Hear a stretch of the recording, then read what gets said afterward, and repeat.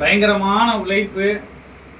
உண்மையிலே சொல்லலாம், உழைப்பின் ஆரம்பத்தில் அவங்கள மாதிரி நம்ம ஆஃபீஸில் ஒரு 2 லேடிஸ் இருந்தாங்க.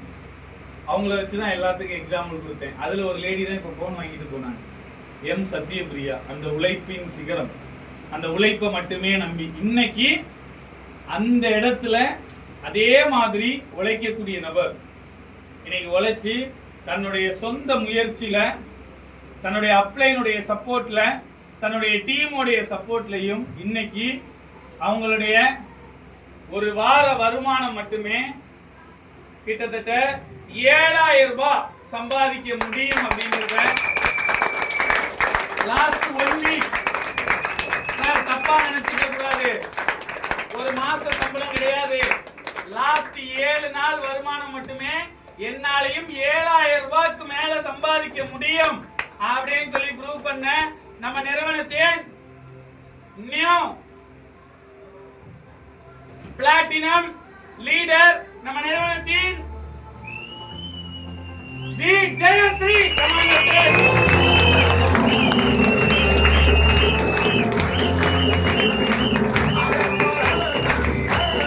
சொல்றேன், சும்மாலாம் அந்த பிள்ளை இந்த ஸ்டேஜுக்கு வரல.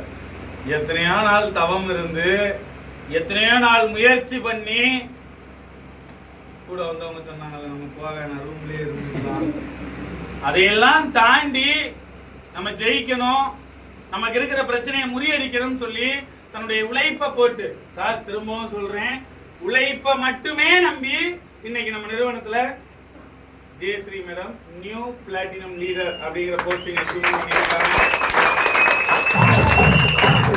எப்படி இருக்குன்னு தெரியுமா?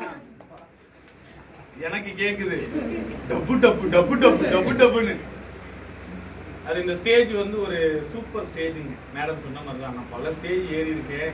ஆனால் இந்த ஸ்டேஜ் சார், இந்த ஸ்டேஜ் வந்து வேல்யூபிளான ஸ்டேஜ். நீங்கள் ஒரு தடவை ஏறி அந்த உணர்வுபூர்வமாக அந்த ஸ்பீச் கொடுத்து அந்த வார்த்தைக்காக நீங்கள் ஓட ஆரம்பிச்சிட்டீங்கன்னு வைங்களேன், நீங்கள் விட்டாலும் இந்த ஸ்டேஜ் உங்களை விடாது.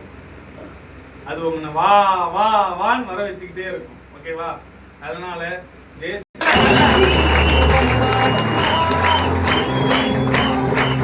ஒரு நபர் நான் சொன்ன மாதிரிதான் என் கேபினுக்கு வரும்போதெல்லாம், இல்ல வேணாமா பரவாயில்ல ஒன்றும் பிரச்சனை இல்லை, இல்லை சார் எனக்கு ஒரே ஒரு வாய்ப்பு கொடுங்க சார், கண்டிப்பா நான் யாருங்கிறத நான் ப்ரூவ் பண்றேன் அப்படின்னு சொல்லி எத்தனை முறை வந்தாலும் அத்தனை முறையும் திரும்ப அடிச்சு, இருந்தாலும் நான் ஜெயிப்பேன், நான் ஜெயிச்சே தீருவேன்னு சொல்லி அந்த கணாபுரத்துல